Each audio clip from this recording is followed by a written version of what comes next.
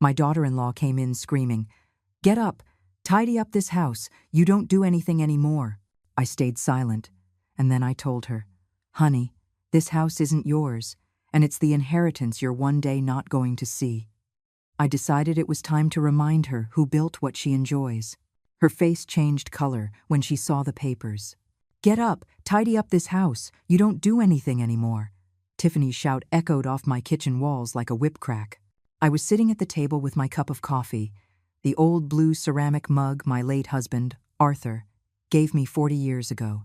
My hands were trembling, not from fear, but from the contained rage I had been swallowing in silence for months. Tiffany stood before me, arms crossed, her face twisted into a look of contempt I knew all too well. She was wearing an expensive blouse that I had ironed for her that very morning, and her perfectly manicured red nails shone under the light. The same hands that had never washed a single dish in my house. "Did you hear me, Helen?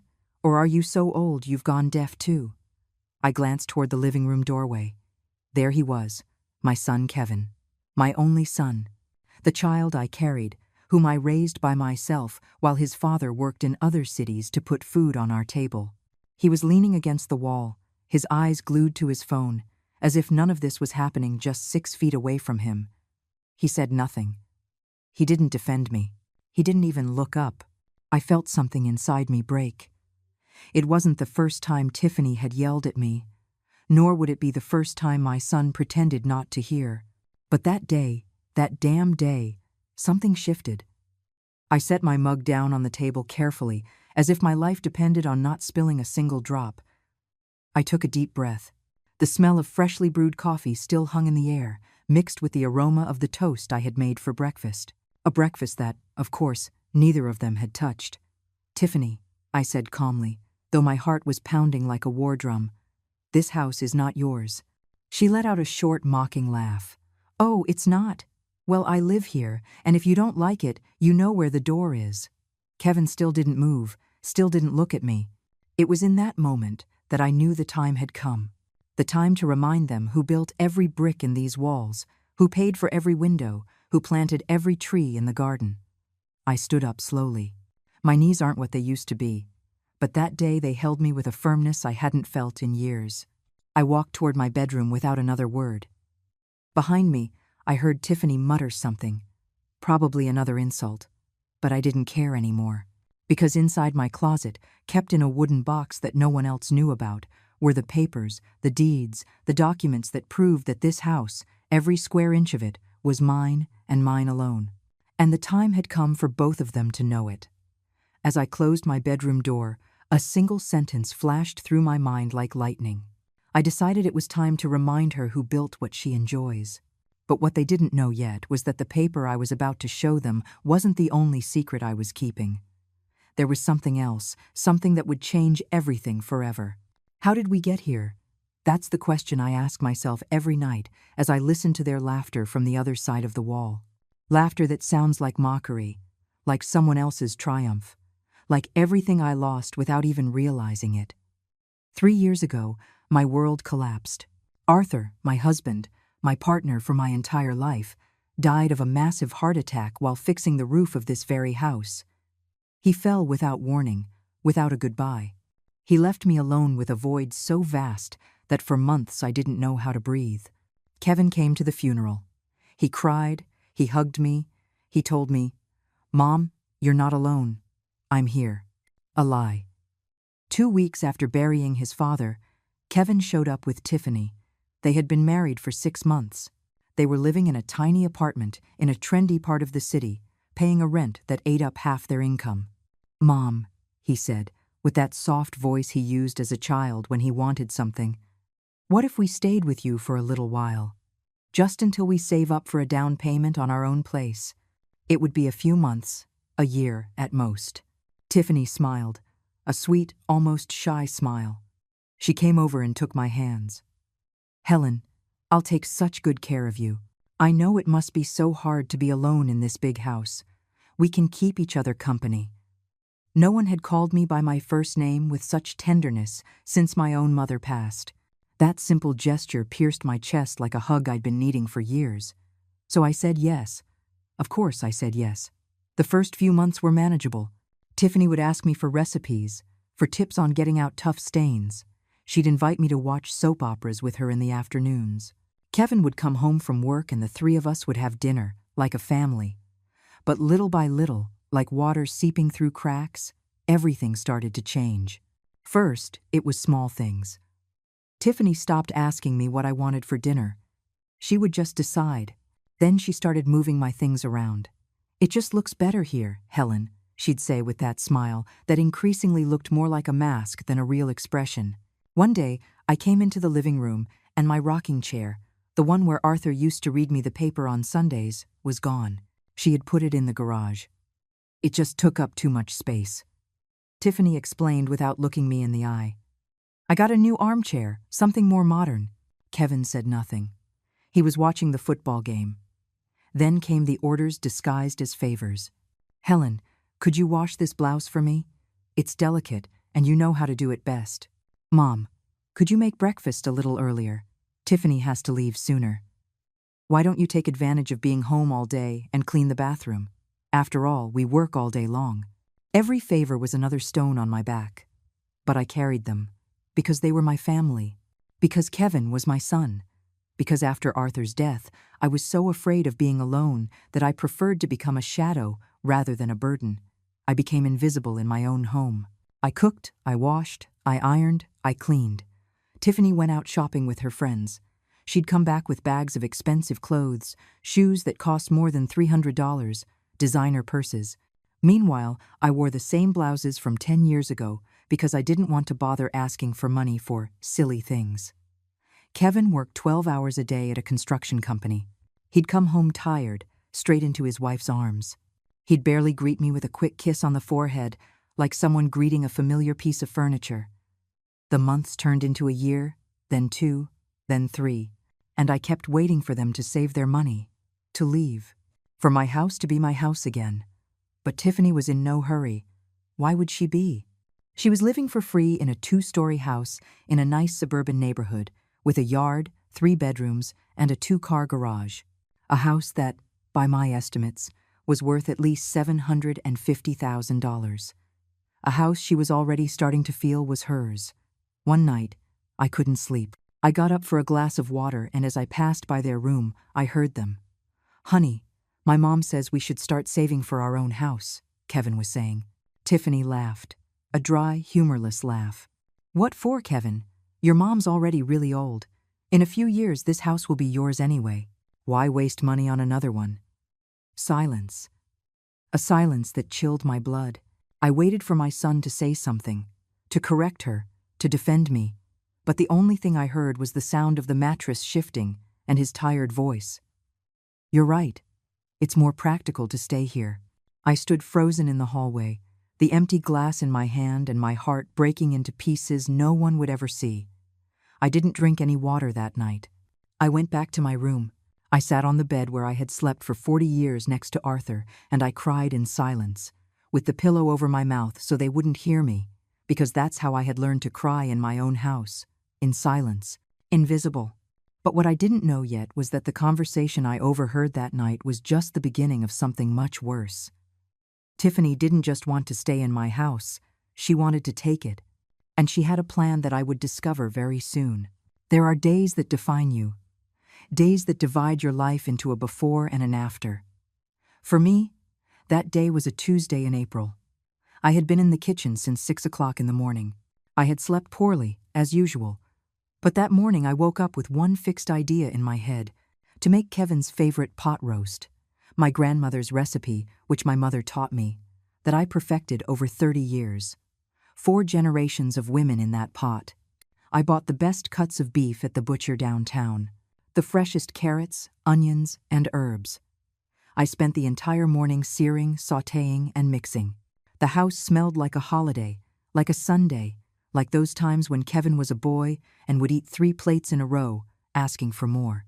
As I stirred the gravy, I smiled. I thought, today he'll remember. Today he'll look at me like he used to. Today I'll stop being invisible. How foolish I was. At 2 o'clock in the afternoon, I set the table. I took out the good tablecloth, the one with the embroidered flowers.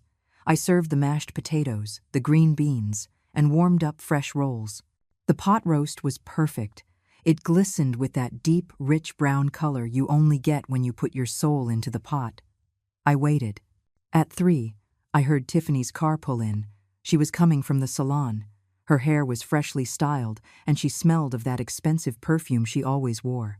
She walked in carrying bags from the grocery store. My heart stopped. "Hi, Helen," she said without looking at me. She went straight to the kitchen and put the bags on the counter. I brought food. I was in the mood for rotisserie chicken today. I stood paralyzed by the stove. "Tiffany, I made pot roast. Kevin's favorite." She turned around. She looked at me as if she had just noticed my presence for the first time. "Oh, Helen, nobody wants to eat such heavy food. We're eating healthy now. I've told you that before." She walked over to the pot. She lifted the lid. The steam from the pot roast rose, filling the space between us. She wrinkled her nose. "God, what a heavy smell. This is so fattening." She picked up the pot. My pot. The one my mother used at her wedding. She walked toward the trash can. "No, Tiffany, wait." She didn't hear me. Or she did hear me and didn't care. She emptied everything. The pot roast that took me 6 hours to make. The recipe of 4 generations. It all fell into the trash can with a wet, final thud that I still hear in my nightmares. "There, now we can eat something nice."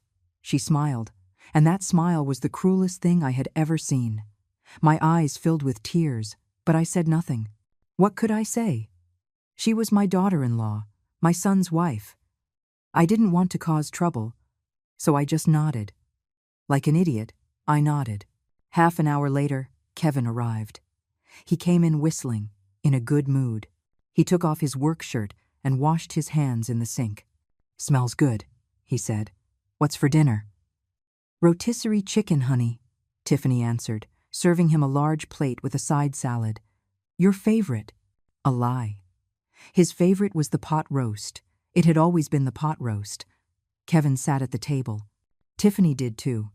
I remained standing by the stove, still wearing my apron, still smelling of herbs and slow-cooked beef. "Aren't you going to eat, Mom?" Kevin asked with his mouth full. "I'm not hungry, son." "Oh, okay." And he kept eating. He didn't even ask why, nor did he notice my red eyes, nor did he see the trash can full of my pot roast. They ate, laughing, talking about a show they were watching. I cleaned the kitchen in silence, washed the now empty pot. I dried my tears with the dish towel so they wouldn't see me cry. When they finished, Tiffany left her plate on the counter. "Oh, Helen, can you wash this for me? I have to get ready, my friends are coming over tonight." I didn't ask, I just washed. That night, while they watched television in the living room, I sat alone in the kitchen. I warmed up some leftover mashed potatoes and ate them straight from the pan. I didn't even bother with a plate. There was no point anymore. I looked around. I designed this kitchen. I chose every tile. I painted the walls yellow because Arthur said that color made me happy. I raised my son here. I prepared thousands of meals here. I laughed, cried, and dreamed here. And now I was a stranger in my own space. But the worst hadn't happened yet. That night, around 11 o'clock, when I had already gone to bed, I heard voices in the living room. Tiffany was with her friends. Laughter, low music, glasses clinking. I couldn't sleep. Insomnia had become my faithful companion, so I got up for a glass of water. I walked slowly down the hall, trying not to make any noise. Then I heard her. No, seriously," Tiffany was saying between laughs. "The mother-in-law is useless now, just a burden. The other day I told her to get up early, and she couldn't even do that." Her friends laughed. "And your husband doesn't say anything?" a voice asked. "Kevin is a sweetheart, but he's a total pushover with his mom. That's why I have to be the one to lay down the law. I've already told him we should look for a nursing home for her. This house is too big to be wasted on an old lady who doesn't do anything." A nursing home. They wanted to put me in a nursing home. I stood frozen in the dark hallway, the glass trembling in my hand. "But the house is in her name, right?" another friend asked. Tiffany lowered her voice. "For now.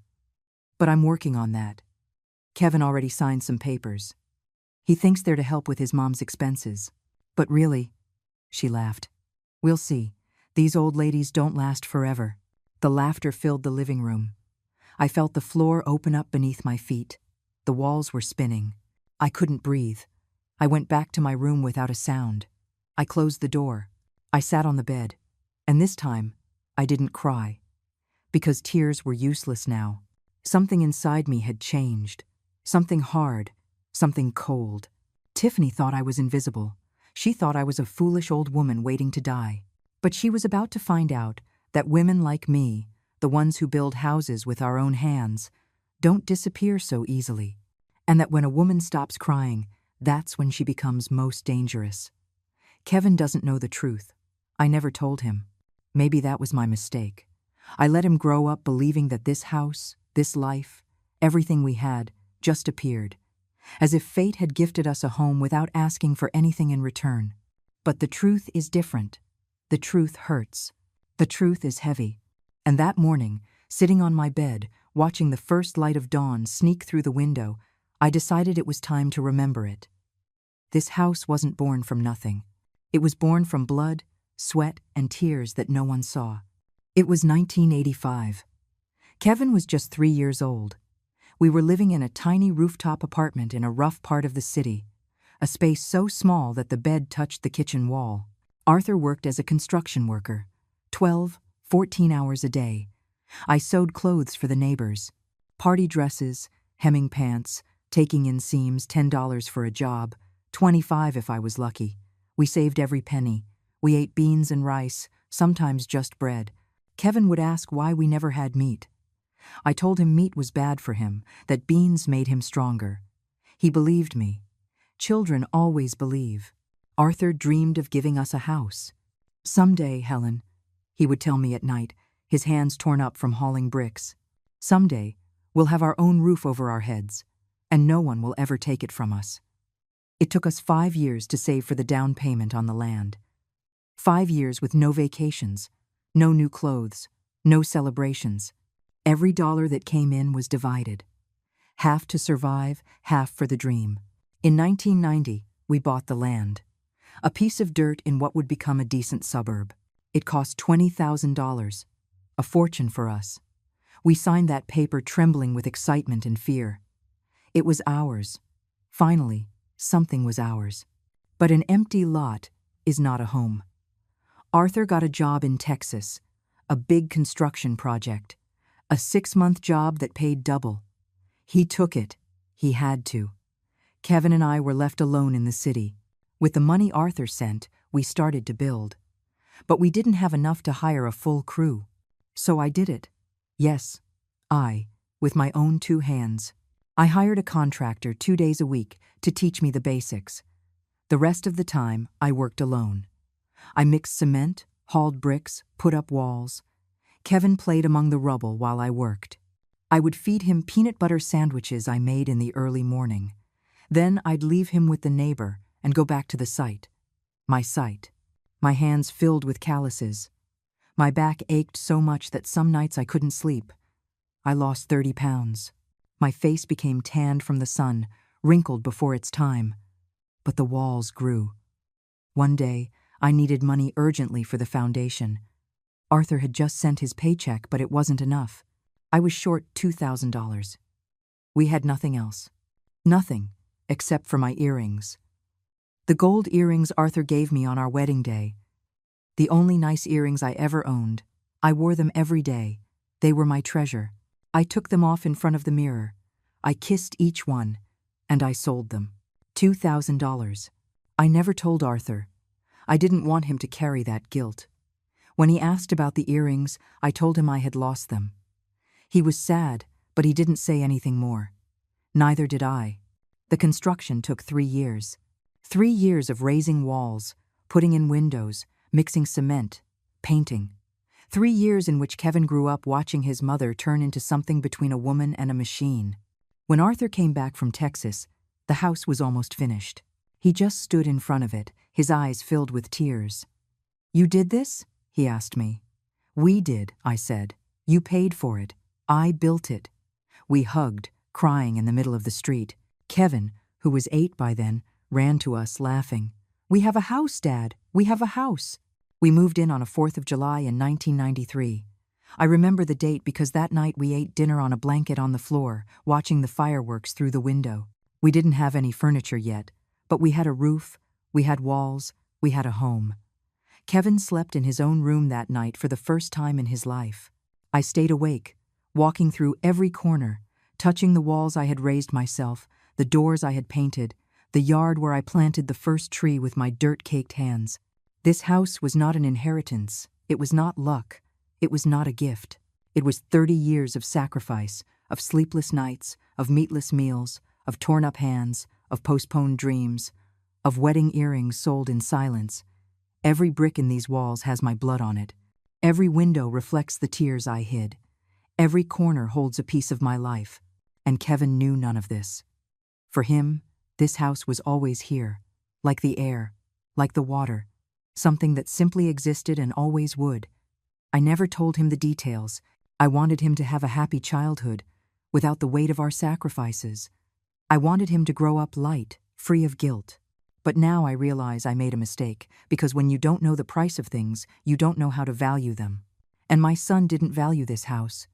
He didn't know that every square foot cost a piece of my body.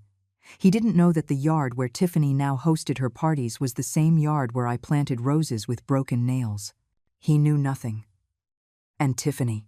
Tiffany believed that this house, now worth $750,000, according to the real estate agents in the area, was just a comfortable place to live for free. She didn't know that this house had an owner who had stopped being invisible, an owner who was about to remind everyone that houses aren't built with paper, they're built with soul, and my soul was still here. Every brick remembered it. Every wall whispered my name, and very soon they would hear it too. If there's anything worse than being humiliated in your own home, it's being humiliated in front of strangers. And Tiffany was about to teach me exactly how low she could go. It was a Saturday. I was in the garden watering the plants when Tiffany came out with her phone in her hand and that smile that already set my teeth on edge. "Helen, next weekend I'm having a family get-together. My sister, my parents, my in-laws are coming. I want them to get a good look at the house." The house. As if it were hers. "Of course, Tiffany," I replied, swallowing my anger. "Do you need help with anything?" "Yes." Her tone changed. Drier. More commanding. "I need you to deep clean the whole house, and on the day of the party, you'll be in charge of serving. I'm going to be busy entertaining my guests." Serving, like a maid. But I nodded. I always nodded. Because I was scared. Scared of causing problems. Scared Kevin would get angry. Scared of being left completely alone. Fear turns us into cowards. I spent the whole week cleaning. Every corner, every window. I washed curtains, mopped floors, polished furniture. Tiffany supervised with her arms crossed, pointing out smudges I couldn't see. Imaginary dust in impossible places. "There, Helen. That corner is dirty. I would clean. The bathroom smells weird. Use more bleach." I would obey. "These towels are old. Get out the good ones." The good towels that I had hand-embroidered 15 years ago. The ones I saved for special occasions. Now her guests would be drying their hands on them. Saturday arrived. Tiffany got up late. She spent 2 hours getting ready. She put on a new dress, high heels, perfect makeup. She looked like a magazine model. I was wearing my old floral blouse, a pair of faded pants, and my hair pulled back in a simple ponytail. "Helen, is everything ready?" she asked, spraying perfume on her neck. "Yes, Tiffany. I've prepared the appetizers. The main course is almost ready. The drinks are in the fridge." "Perfect. Oh, and one more thing." She stopped in front of me. "When my parents get here, don't sit at the table. You serve, and that's it. We don't want it to look crowded, okay?" My heart stopped. "What?" "Don't sit with us. It's a family gathering, Helen. Intimate. You just help with the food and that's it." I wanted to scream at her, to tell her that this was my table, my house, my family, but I didn't, because Kevin came down the stairs just then, freshly showered, smelling of expensive cologne. "Everything okay, honey?" he asked Tiffany. "Everything's perfect, sweetie. Your mom is being a huge help with the party." "A huge help. Kevin looked at me and smiled. "Thanks, Mom, you're the best." And he went into the living room to turn on the television. He said nothing. He didn't ask if I needed help. He didn't notice my tired eyes, my aching back, my hands chapped from so much cleaning. At 4 o'clock in the afternoon, the guests arrived. Tiffany's sister, Stacy, walked in like it was a fashion show. Sky-high heels, a designer bag, sunglasses even though we were indoors. "Sis, what a gorgeous house," she squealed, hugging Tiffany. Tiffany's parents, Richard and Barbara, came in behind them. He was dressed in a crisp polo shirt. She wore jewelry that sparkled even in the dim light. "Wow, Tiff," Richard said, looking around. "You really hit the jackpot with this house." Tiffany laughed. "Yeah, Dad, it's nice, isn't it?" "It's nice, the house I built, nice." No one greeted me. They walked past me as if I were part of the furniture, as if I were a wall. I went into the kitchen. From there I could hear them laughing, talking loudly, opening bottles of wine I had bought with my pension money.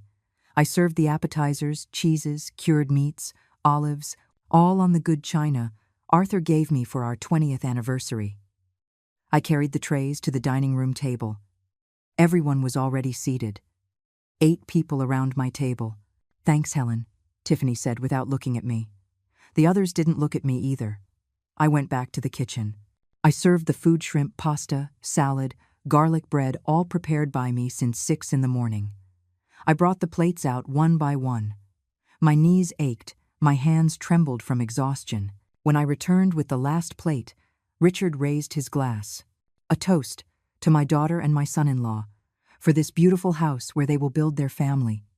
Everyone raised their glasses. Their family, their house. Rodrigo toasted with a huge smile. He kissed Tiffany in front of everyone. I was standing by the wall, my apron on, holding a pitcher of water. Invisible. They started eating. They talked. They laughed. Stacy was telling some gossip about a cousin. Barbara was criticizing someone's dress at a wedding. Richard was talking about politics. No one mentioned the food. No one said thank you. No one asked who had prepared it. Then it happened. I went back to the kitchen for more ice. When I returned, Tiffany raised her voice. "Helen, could you bring more ice?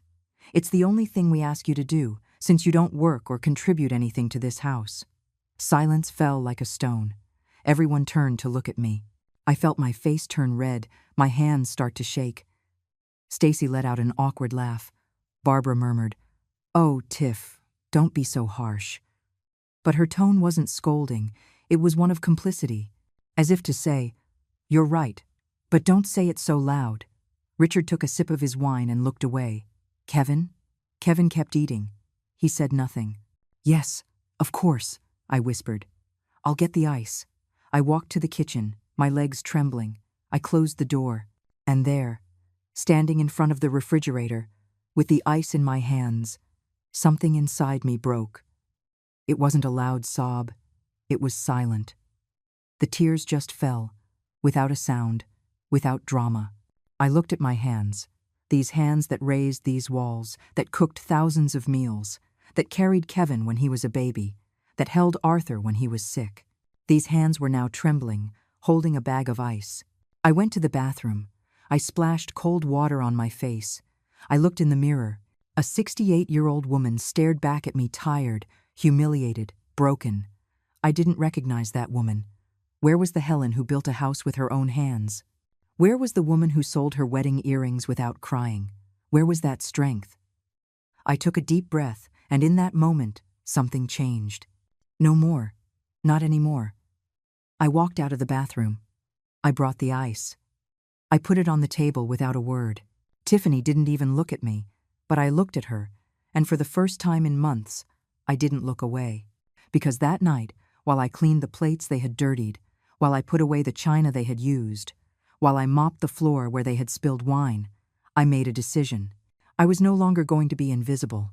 I was no longer going to be the shadow in my own house. The next day, I was going to get help. And the game was about to change. Because women like me don't break so easily. We just take a little longer to remember who we are. Sunday dawned differently, not because of the weather, not because of anything external, but because I had woken up differently. I got up at 6 o'clock in the morning, as always, but this time I didn't go straight to the kitchen to prepare breakfast for Kevin and Tiffany. This time, I put on my best blouse, combed my hair carefully, and left the house before they woke up. I left a note on the table, went out, back this afternoon. That's all. I took the bus to a neighborhood across town, to Carol's house, Carol Medina, my friend for 42 years. We met when our sons were in the same elementary school. She was a teacher, then went to law school, and worked as a lawyer for 25 years until she retired. A 70-year-old woman, a widow like me, but with a spirit that never bent to anyone or anything. Carol was everything I had stopped being. Strong, direct, fearless. I knocked on her door at 8 o'clock in the morning. She opened it with a coffee mug in her hand, her white hair in a high bun, her glasses hanging from a chain around her neck. "Helen," she said, surprised. "What are you doing here so early?" "Carol," my voice broke. "I need help." She led me inside. Her house smelled of fresh coffee and pastries. She sat me down in her living room, poured me a cup, and waited. And I told her everything. The humiliations, the shouting, the food in the trash, the family party, Tiffany's words about the nursing home, the conversation I overheard about the papers Kevin signed, everything. When I finished, Carol was trembling with rage. "That witch," she muttered, clenching her mug. "That damn freeloader." I had never heard Carol swear like that. "Helen, look at me." She leaned toward me, her brown eyes locked on mine. "That house is in your name, right?" "Yes, only my name. The deed is in my room, locked in a box." "Is Kevin listed as a beneficiary on any document?" "Only in my will. When I die, everything goes to him." Carol leaned back on the sofa, thinking. Her fingers drummed on the table. Then she nodded as if she'd just made a decision. "Helen, listen to me very carefully. You have rights. That house is yours, completely yours. No one can kick you out without your consent, not your son, and not that viper he married." "But Carol," she said, "Kevin signed some papers. Papers that are worthless if you didn't sign them." Her voice was firm, confident. "Look, I don't practice anymore, but I know the law, and I know exactly what you need to do." She got up and grabbed a notebook and a pen. She sat next to me. "First, you need to update your will, right now, today. If that woman thinks the house will be hers when you're gone, you need to show her how wrong she is." My heart was racing. "You mean?" "I mean you have options. You can leave it all to Kevin, with a condition that Tiffany has no rights to it, or you can divide it, or you can donate it to a charity. It's your decision, Helen, but you need to make it now. Second," she continued, "you need to document everything. The abuse, the humiliation, the threats. Do you have a way to record conversations?" I shook my head. Carol got up and went to her room. She came back with a small digital recorder the size of a pack of gum. "Here. It's very easy to use. You just press this button and it records everything. Keep it in your apron, in your pocket. And every time Tiffany speaks down to you, every time she humiliates you, record it." I took the recorder with trembling hands. "Is this legal? In your own home, recording conversations where you are present?" "Yes, it's evidence, and you're going to need it. Third," her voice grew more serious, "you need a copy of all the papers Kevin signed. Look in his room, on his desk, wherever. If you find anything, bring it to me. I can review it and tell you exactly what they tried to do. Carol, I can't. I can't betray my son like that." "Helen," her sharp tone made me jump. "It's not a betrayal. He already betrayed you.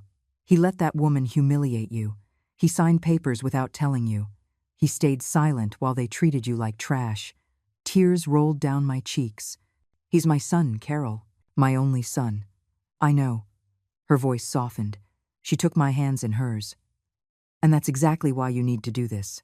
Because if you don't do it now, when you're no longer here, Tiffany will take everything, and your son will realize too late that his mother was right. Is that what you want?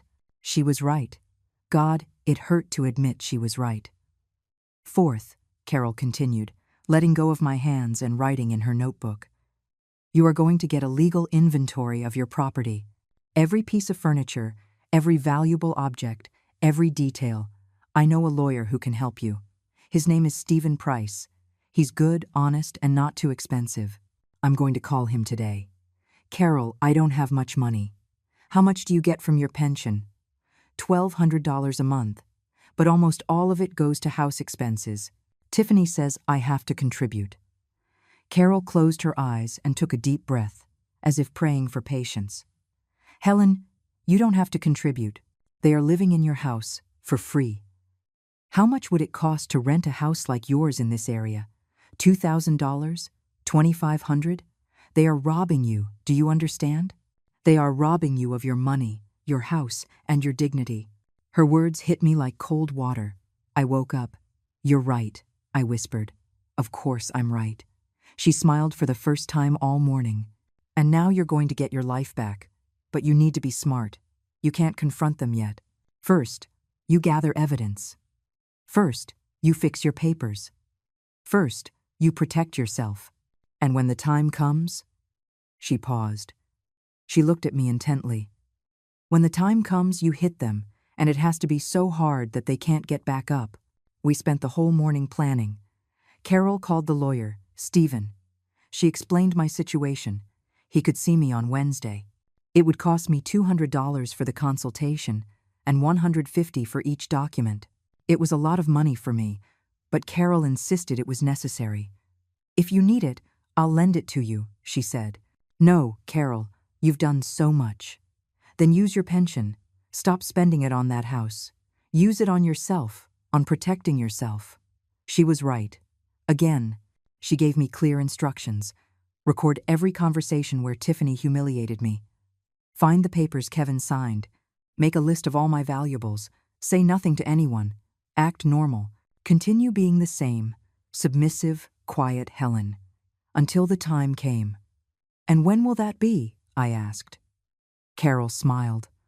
A smile that was both terrifying and hopeful. When we have everything ready, when they can't do anything to defend themselves, when the truth explodes in their faces. I got home at 4 o'clock in the afternoon. Tiffany was watching television in the living room. She didn't even turn her head when I walked in. Where were you? She asked without interest. With a friend. Oh, well, there's laundry to be done, and you didn't make dinner. I'm ordering a pizza. Whatever you want, Tiffany. I went up to my room. I closed the door. I took out the recorder Carol gave me and put it in my dresser drawer, under my old shawls. I sat on the bed. And for the first time in months, I smiled. It wasn't a smile of happiness. It was a smile of war. Because now I had a plan. Now I had an ally.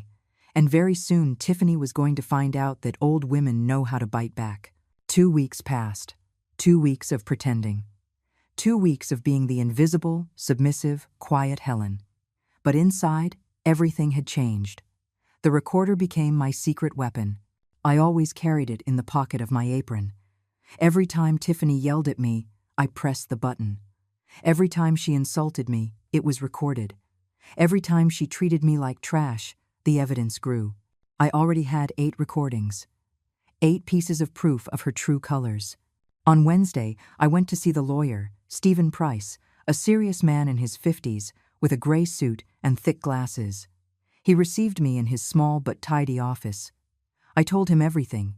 I showed him the deed to the house, played the recordings. He listened without interrupting, taking notes. When I finished, he took off his glasses and looked at me intently. Mrs. Miller, legally, you are protected. The house is entirely yours. No one can take it from you. But we need to be proactive. What does that mean? It means we are going to armor your assets. We will update your will with specific conditions. We will create a notarized inventory of your property. And we will prepare, just in case, a lawsuit for dispossession and domestic abuse. My heart sped up. A lawsuit? Only as a precaution. We won't file it unless it's necessary, but we will have it ready. Because, ma'am, if what you're telling me is true, your daughter-in-law is committing psychological abuse, and that is a crime. I left his office with a folder full of documents and an appointment for the following week. I spent $350, almost a third of my pension for that month. But for the first time in a long time, I felt I was investing in myself. I got home around 6 o'clock in the evening. Tiffany wasn't there. Her car wasn't in the driveway. Good. I went inside the house. Silence. Kevin wasn't home from work yet. And then I remembered. Carol had told me, "Find those papers Kevin signed." My heart pounded. It was now or never. I went up the stairs slowly. Kevin and Tiffany's room was at the end of the hall. They always kept it locked when they weren't there. But that day, the door was slightly ajar. I stood frozen in front of it. Was I really going to do this? Rummage through my own son's room like a thief? But it wasn't stealing. It was protecting myself. I pushed the door open. The room smelled of Tiffany's expensive perfume. The bed was unmade. Clothes were thrown on a chair. Everything was a mess, even though she always forced me to keep the rest of the house spotless. I searched quickly. The closet, the dresser drawers. Nothing. Then I saw the laptop. It was open on the desk, turned on. The screen showed a messaging app. I didn't want to look. I really didn't. I'm not the kind of person who snoops. But there, on the screen, I saw my name. Helen. My finger moved on its own. I touched the mouse pad. The conversation expanded. It was a chat between Tiffany and her sister, Stacy. I started to read, and my world fell apart. Tiffany, 3 days ago. Stacy, I'm so over the old lady. She does nothing and still complains. Stacy, lol, just hang in there a little longer.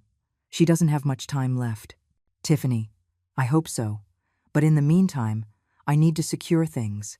Stacy, did you talk to Kevin about the power of attorney? Tiffany, yeah. The idiot already signed it. I told him it was to manage his mom's medical expenses, so we could help her faster. Stacy, laugh my ass off, no way. He bought it? Tiffany, of course. Kevin is sweet, but he's a total tool. He didn't read a thing. Signed without asking. Stacy, and that paper helps you get the house? Tiffany, not completely, but it's the first step. If the old lady gets sick or is declared incompetent, I can make decisions about her assets. My lawyer already explained it to me. I just need to be patient. Stacy, so you're just waiting for her to die? Tiffany, or get sick. At her age, anything can happen. A fall, a stroke, whatever. And when it happens, this house will be mine. Well, Kevin's. But it's the same thing. Stacy, you're a savage, sis. Tiffany, thanks. Someone has to be smart in this family. The old lady has been living in a house worth over $750,000 for years. You think she deserves it? She never even worked. Stacy, and Kevin doesn't suspect anything? Tiffany, not at all. He thinks his mom is happy living with us. He doesn't realize I'm setting him up. I plant little ideas. That his mom is getting old, that she needs care, that it would be better to put her in a home. When the time comes, he'll be the first one to suggest the nursing home. Stacy, you evil genius. Tiffany, I learned from the best. Anyway, as soon as the old lady kicks the bucket, this house is ours. I even have the renovation plans drawn up. I'm going to tear out that hideous kitchen and put in a modern one. My hands were shaking so much I could barely hold the mouse. I kept reading. Tiffany, 2 days ago. I put her in her place in front of my family today. You should have seen her face. Stacy, what did you say to her? Tiffany, that she didn't work. That she contributed nothing. In front of everyone. I think she cried afterward. But I'm sick of her. She can suck it up. Stacy, one day she's going to get tired of it and just leave on her own. Tiffany, I wish. But those old ladies are stubborn. That's why I need Plan B. Stacy, what's Plan B? Tiffany, I told you. The waiting game. She's 68, has high blood pressure. She's overweight.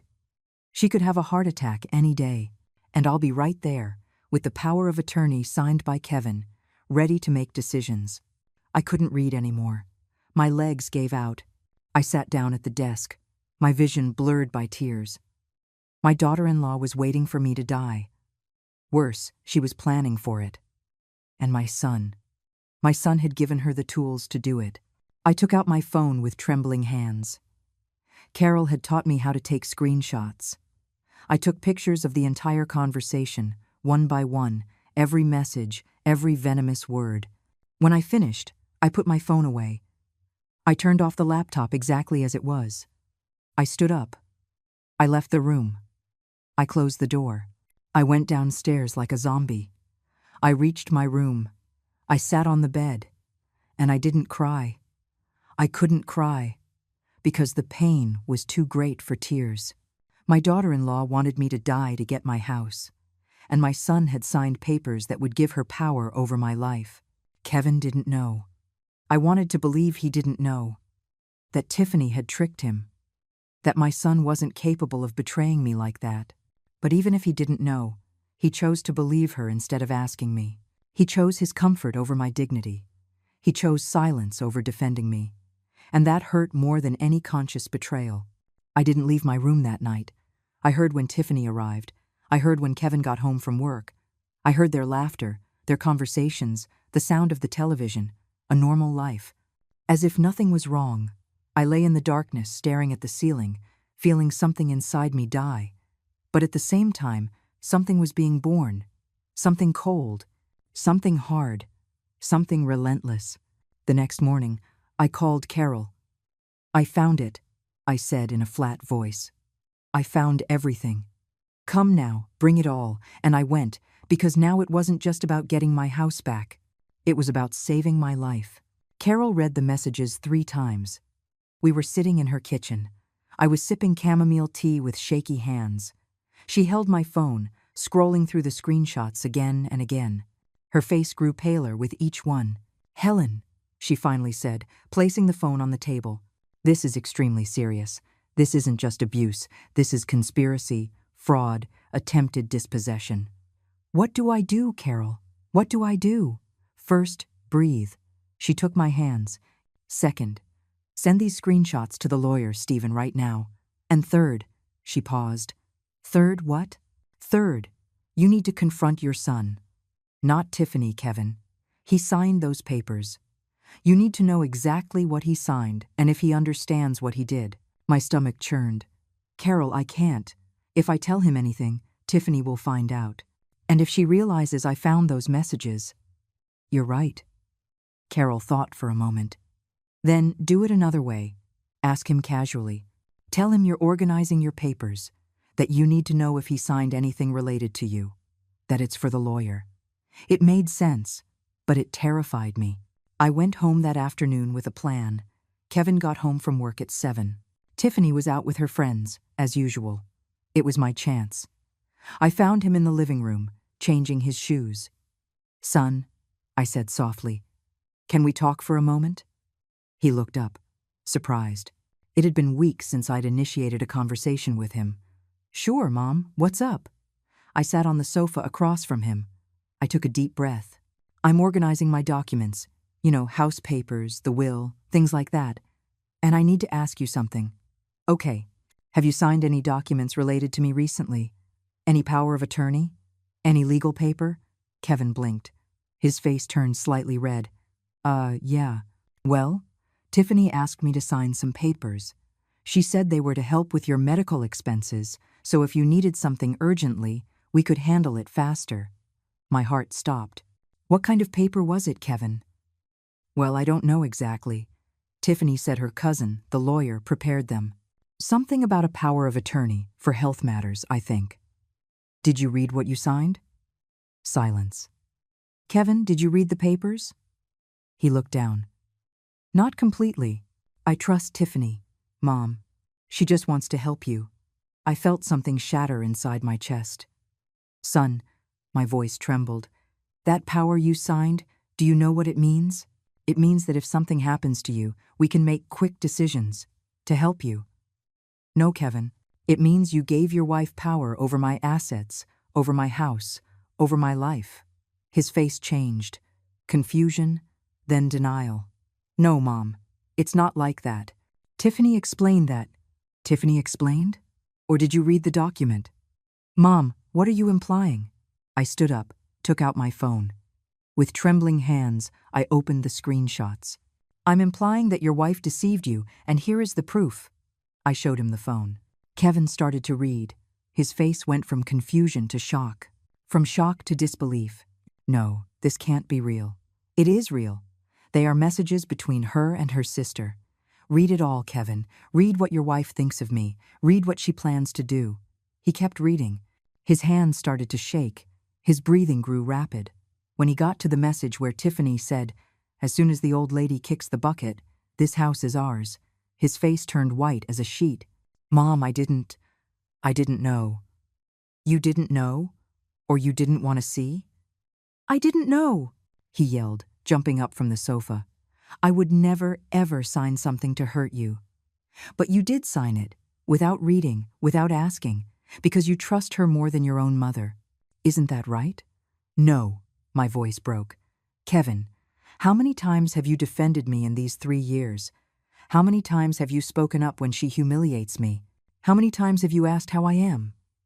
Silence. "Your wife treats me like garbage. She yells at me, orders me around, humiliates me in front of her family, and you stay silent, looking at your phone as if I don't exist.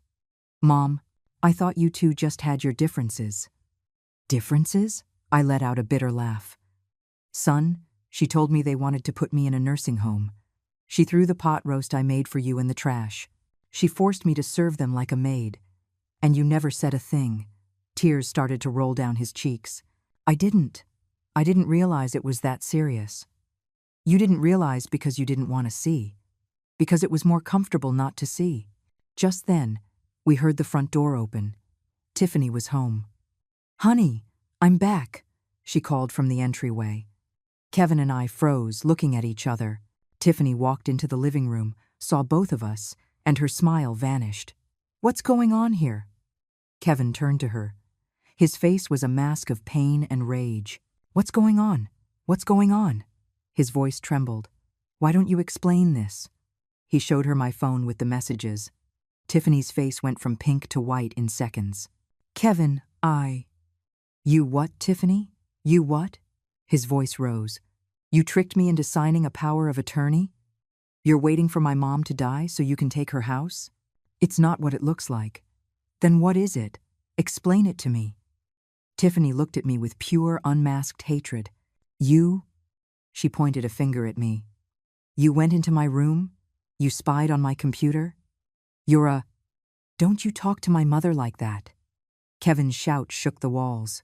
I had never heard him yell like that. Tiffany took a step back, stunned. "Honey, calm down." "I'm not going to calm down. You lied to me. You used me. You schemed against my own mother. Kevin, your mother is a manipulator. She's filling your head with lies." "Lies?" He showed her the phone again. "Are these your messages or not?" Tiffany pressed her lips together. Her strategy shifted. The tears appeared instantly. "Yes, they're mine." But it was in a moment of anger. I was frustrated. "Your mom doesn't help with anything, Kevin. I do everything in this house and she—" "This is not your house." I finally said it. The voice came from the deepest part of my soul. "This is my house. I built it. I paid for every brick. And you came to live here for free for 3 years." Tiffany looked at me with contempt. "Oh, so now you remember? Now you remember it's your house? Well, you know what, old woman? Your son is my husband. When you die, everything will be ours anyway." "Enough." Kevin slammed his hand on the table, making the decorations jump. "Tiffany, stop. Just stop." "Stop what? Telling the truth? Your mom is old, Kevin. She doesn't have many years left. And when she's gone—" "Tiffany," Kevin's voice became dangerously low. "Get out of this house." Silence. "What?" "Get out. Now. Leave." Tiffany let out a hysterical laugh. "Are you kicking me out? Me? Your wife? For your mom? I'm not kicking you out for my mom. I'm kicking you out for being a liar, a manipulator, a what, Kevin? Say it. Say whatever you want. But remember, I'm your wife. And when you regret this, because you will regret this, it will be too late." She grabbed her purse, her keys. But before she left, she looked at me intently. "This isn't over, old woman. This isn't over." And she walked out, slamming the door so hard the whole house shook. Kevin collapsed onto the sofa, his head in his hands. I remained standing, trembling, and then my son wept. He wept like a child, like the boy he once was. I sat next to him. I hugged him. "Forgive me, Mom. I'm so sorry. Forgive me. I was an idiot. I was blind. A bad son." "Shh. It's okay." "No, Mom, I have to say it. I failed you. I let them treat you badly. I let them humiliate you. And the worst part is, I didn't even realize it.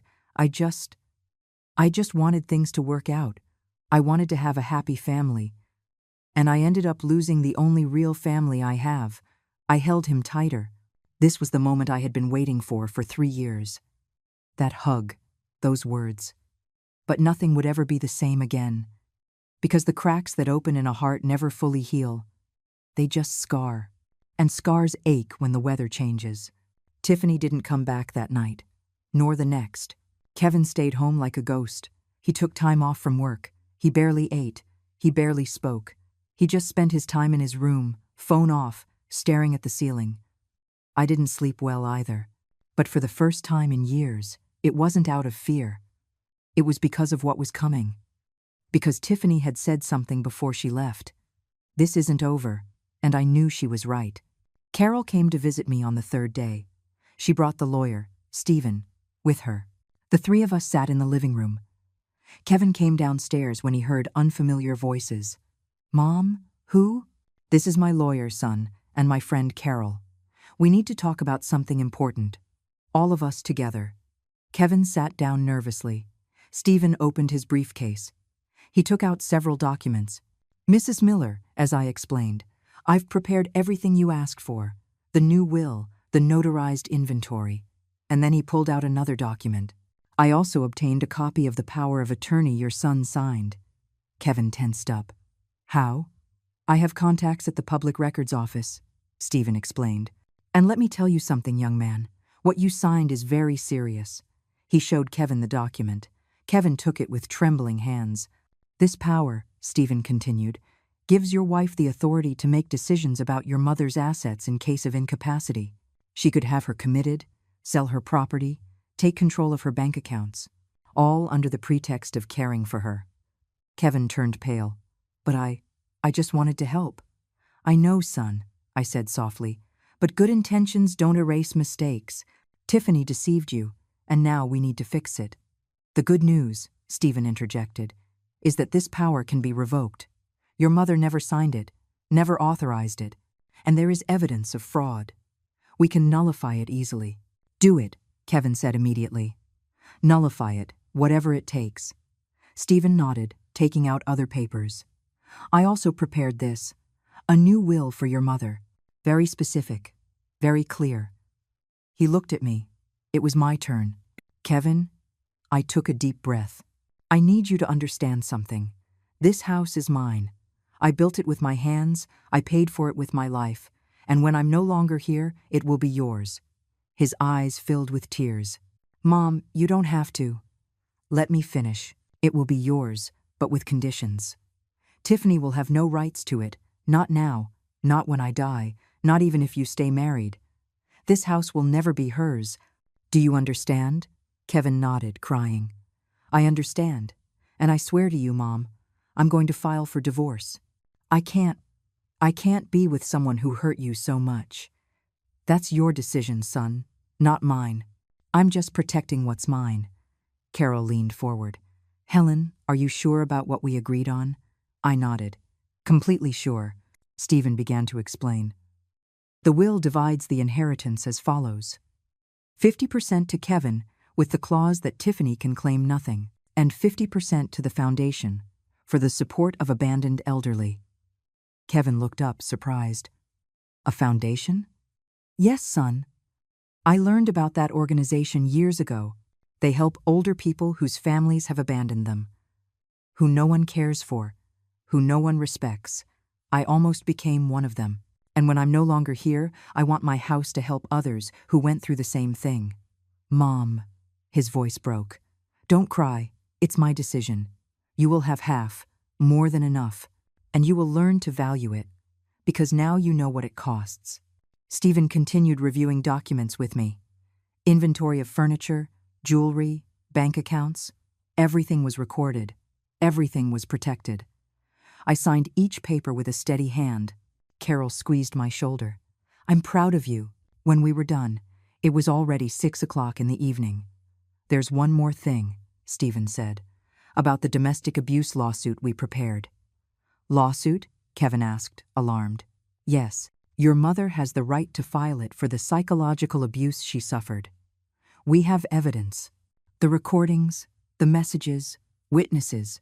No, I said firmly. I'm not going to file that lawsuit unless it becomes necessary. Are you sure? Carol asked. I'm sure. I don't want to take this to court. I just want peace. I just want my house back. Stephen put the documents away. Then, there's only one thing left. The final confrontation. My stomach churned. Confrontation? Tiffany needs to know she lost. She needs to know her whole plan failed. And she needs to sign a waiver of rights to this property. And if she doesn't want to sign, Kevin asked, then we file the lawsuit. And believe me, with the evidence we have, she will lose much more than a house. Carol stood up. Helen, I propose we do this intelligently. Let's summon Tiffany here, but with witnesses present, with the lawyer present. Make it official, so she can't manipulate anything. And her parents should be here too, I added. They participated in my humiliation.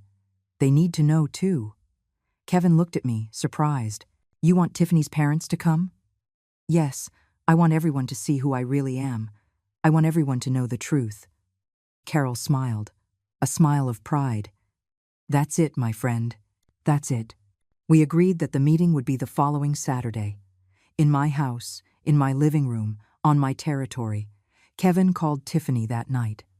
She had been staying at her parents' house. We need to talk, he told her. Bring your parents. Saturday at 4 o'clock, at the house. What for? Tiffany's voice sounded defensive, even over the speakerphone. To close this chapter once and for all. You, me, my mom, your parents.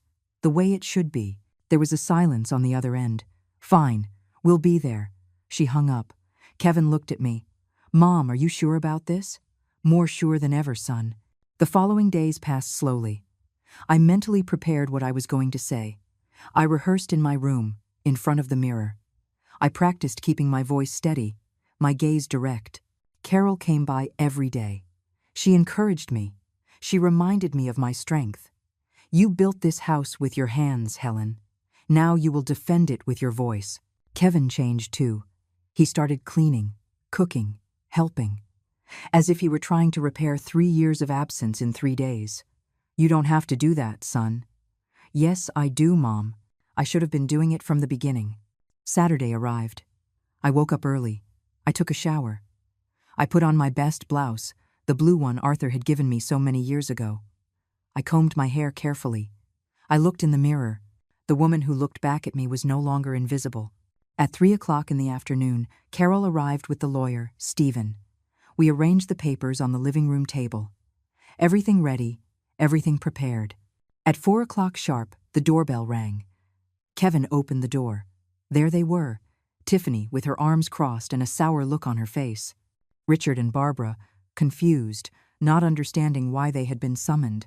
They walked into the living room, and when they saw the lawyer, Carol, and all the documents on the table, they knew something big was about to happen.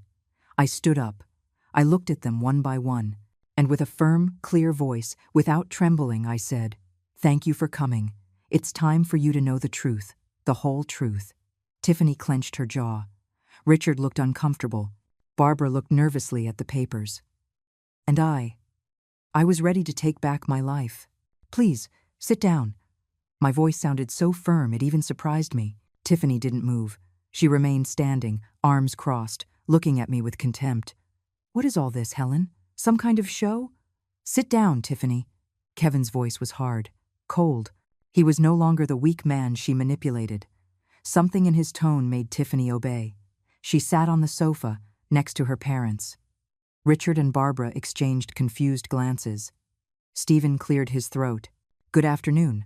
I am Stephen Price, Mrs. Helen Miller's attorney. We have called you here today to resolve a very delicate legal situation." "Legal?" Richard and Barbara were accused of psychological abuse against my friend, and it's time you knew about it. Barbara placed a hand on her chest. How dare you accuse my daughter without proof? Oh, we have proof. Stephen placed a folder on the table. Plenty of proof. I stood up. It was my turn. Richard, Barbara, 3 years ago, when my husband died, I opened the doors of my home to your daughter and my son. I told them they could stay temporarily while they saved money for their own house. And you were very generous, Richard said, still not understanding where this was going.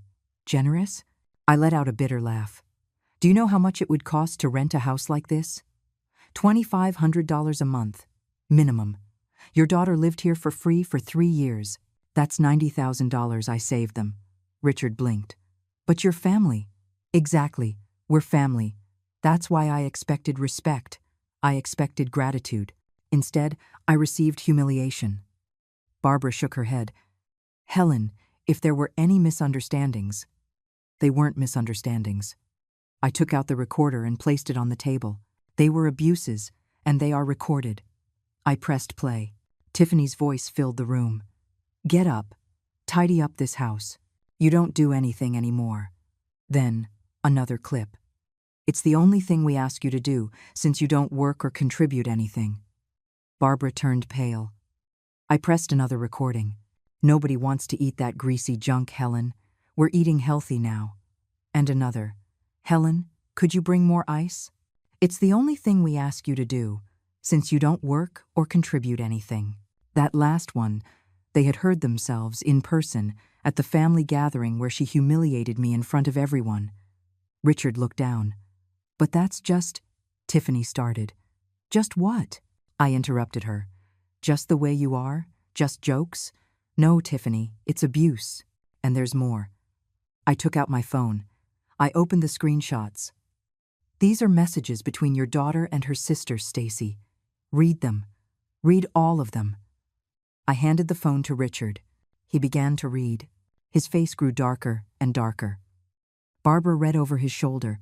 She put both hands to her mouth. As soon as the old lady kicks the bucket, this house is ours. Kevin is sweet, but he's a total tool. He didn't read a thing. Signed without asking. I'm waiting for her to die or get sick. At her age, anything can happen. Richard dropped the phone. Tiffany.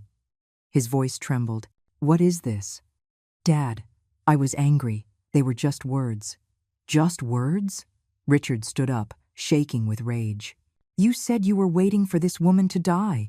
You planned to steal her house. It's not stealing. Kevin is her son.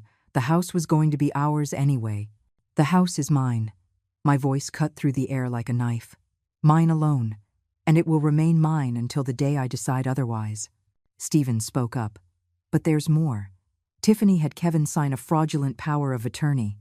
She told him it was to help with his mother's medical expenses. In reality, it was to take control of her assets. That is illegal, Carol said.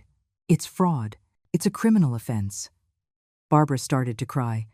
Tiffany, for God's sake, what did you do? I didn't do anything wrong. This old woman drives me crazy. She's been living in a house she doesn't deserve for years. She never worked. She never did anything. The silence that followed was deafening. I stood up slowly. I walked toward her. I looked her straight in the eyes. I never did anything? My voice was low, dangerous. I built this house with these hands. I showed her my hands, the wrinkled hands with scars, with calluses that never went away. I mixed the cement. I carried the bricks. I raised the walls, while raising my son alone because my husband was working in another state to feed us. Tiffany tried to speak, but I stopped her. I sold my wedding earrings to pay for the foundation. I ate beans on toast for years to save every penny. I worked as a seamstress by day and a construction worker by night. My hands bled, my back broke, my knees never fully healed. All to give my family a home. Tears rolled down my cheeks, but my voice didn't waver. And you? You showed up 3 years ago. You lived in my house for free. You used my water, my electricity, my food. You pranced around in your high heels on the floor that I installed, and you had the nerve to say that I didn't deserve to be here. Richard had his head in his hands. Barbara was sobbing. Tiffany was as pale as a ghost. So this is what is going to happen, I continued. Stephen, please." The lawyer took out a document. "Miss Daniels, this is a waiver of rights. You will sign here and acknowledge that you have not, have never had, and will never have any right to this property." "I'm not signing that." Then Stephen took out another document. "Then we will file this criminal complaint for fraud, attempted dispossession, and domestic abuse. With all the evidence we have, you will go to trial, and you will lose. Furthermore," Carol added, "these messages and recordings can be made public. Do you want your family, your friends, your job to know what kind of person you are?" Tiffany looked at me with pure hatred. "You're a vindictive old woman." "No, Tiffany. I am a woman who got tired of being invisible." Richard stood up. "Tiffany, sign that paper. Now." "Dad." "Now," his shout echoed through the house. "You have embarrassed us. You have lied to us. You have done unforgivable things. Sign it and end this." Barbara stood up too. "Your father is right. Please, honey, just sign." Tiffany took the pen with trembling hands. She hated every stroke. She signed with rage, but she signed. Stephen collected the document. "Perfect. Now, you have 30 days to vacate the property. Tiffany is not allowed to return to this house except to collect her belongings, and always with supervision." "Wait." Kevin spoke for the first time in minutes. "Mom, I'm going to leave too." I turned, surprised. "What?" "I'm going to find an apartment, a small one. For me, alone. I need to learn to live by myself, to value things, to be the man I should have been from the beginning." My voice broke. "Son, you don't have to leave." "Yes, I do, Mom. For you and for me. But this time, I won't abandon you. I'll visit you every day. I'll help you with everything you need. And I'm going to spend the rest of my life making up for these 3 years." He came over and hugged me tightly. "Forgive me, Mom. Truly, forgive me." I hugged him, crying. Richard approached me. "Mrs. Miller, I have no words. What my daughter did is unforgivable. If you need anything, whatever it is, please. I just need you to take her away, and for her to never come back." "We will." Tiffany stood up. She walked to the door without looking back. But before she left, she turned one last time. "I hope you enjoy your empty house, old woman. Alone, just like you deserve." Carol shot up like a spring. "Not alone, surrounded by people who value her, something you will never understand." Daniela left, slamming the door. Her parents said goodbye with shame in their eyes. When they were gone, I collapsed onto the sofa. It was all over. 3 months later, Rodrigo found an apartment in the city, small but nice. We saw each other 3 times a week. He would cook for me. I taught him the recipes I had never taught him before. We talked. We really talked. He told me he had started the divorce proceedings. Tiffany didn't fight it. She already had a new boyfriend. Someone with more money, Kevin told me with a bitter taste in his mouth. "Let her go, son. She wasn't worth it." Carol and I turned a part of my house into a sewing workshop. We invited older women from the neighborhood, women like me, who had been invisible, who had lost their voice. Now we sewed together. We laughed together. We looked after each other. The house filled with life again. But this time, it was a life I chose. The will remained the same, 50% for Kevin, 50% for the foundation. But now Kevin understood why. One afternoon, while we were having coffee in the kitchen, he looked at me. "You know, Mom, I thought losing you would be the worst thing that could happen to me, but almost losing you because of my own fault, that was worse." I took his hand. "You didn't lose me, son. You found me. We both found each other."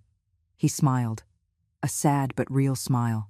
That night, after he left, I sat in the living room. In my living room.